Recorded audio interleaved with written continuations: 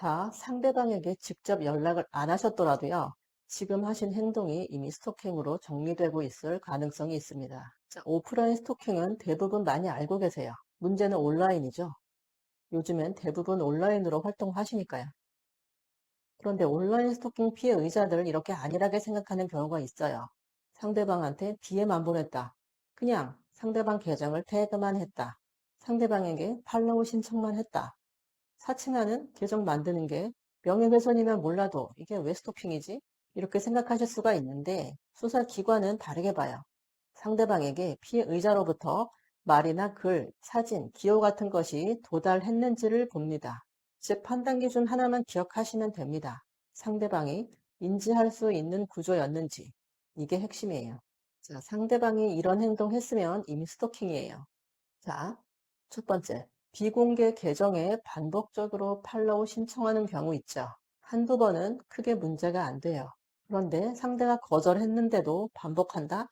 그 순간부터 상대방의 거부 의사 후에 연락한 게 돼서 거부 의사 및 반복성이 결합되면서 스토킹 범죄 구조가 완성되는 거예요. 자, 두 번째, 태그 활용하는 경우죠. 태그는 메시지는 아니죠. 그래서 많은 분들이 스토킹이 아니라고 생각할 수 있어요. 하지만 수사기관은 이렇게 봅니다. 강제로 노출시키는 접촉이다. 특히 피해자 계정을 반복적으로 태그하고 있는데 가보니까 피해자에 대한 모욕적인 글이나 영상이 있더라.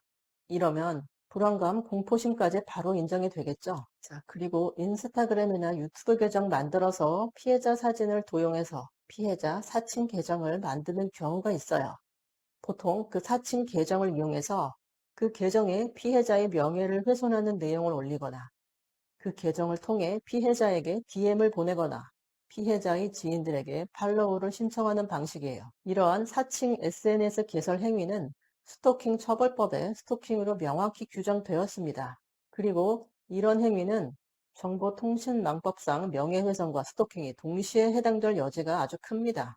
멀티 프로필을 만들어서 상태 메시지를 계속 변경하며 모욕적인 내용을 올리는 경우, 이 부분은 판단이 엇갈리긴 한데요.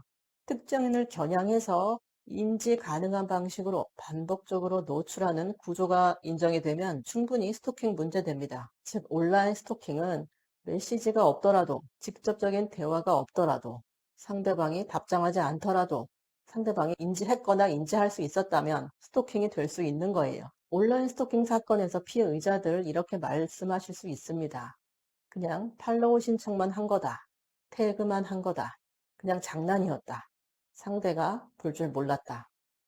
이렇게 진술하면 어떻게 될까요? 전부 상대방의 인지 가능성 인정하는 셈이고 스스로 구성 요건을 채우는 거죠. 특히 상대가 차단했는데 우회해서 재접촉 시도하고 사칭 계정 계속 만들고 온라인에서 피해자의 지인에게 접근하고 피해자를 특정하는 게시물을 전체 공개하면서 피해자 계정을 태그하면 단순 스토킹을 넘어서는 겁니다.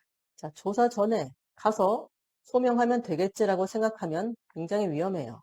아무 대비 없이 조사받으러 가셔서 상대방의 만행을 온 천하에 알릴 필요가 있었다라고 주장을 하시거나 가벼운 행동이었다고 주장하면서 상대방의 인지 가능성을 인정하는 발언을 하시겠죠. 지속성이나 반복성을 인정하는 듯한 발언도 하실 거고요. 그 결과 스토킹 구조 완성되는 겁니다. 조사 한 번으로 사건 방향 확정되고 송치되는 겁니다. 자, 조사 전 단계에서 필요한 건 재구성이에요.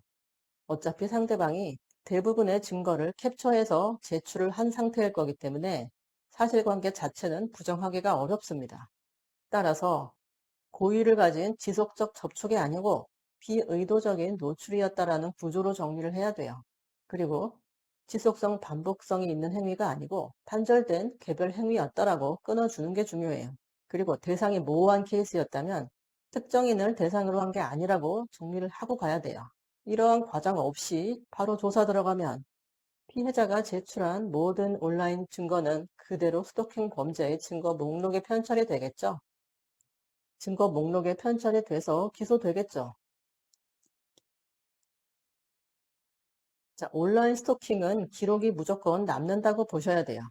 피해자들은 이런 공격에 매우 취약하고 정신적 충격을 받기 때문에 대부분의 증거를 다 수집하고 있다고 보셔야 됩니다. 그리고 물증이 확실하기 때문에 함부로 사실관계를 부인하셔도 안 돼요.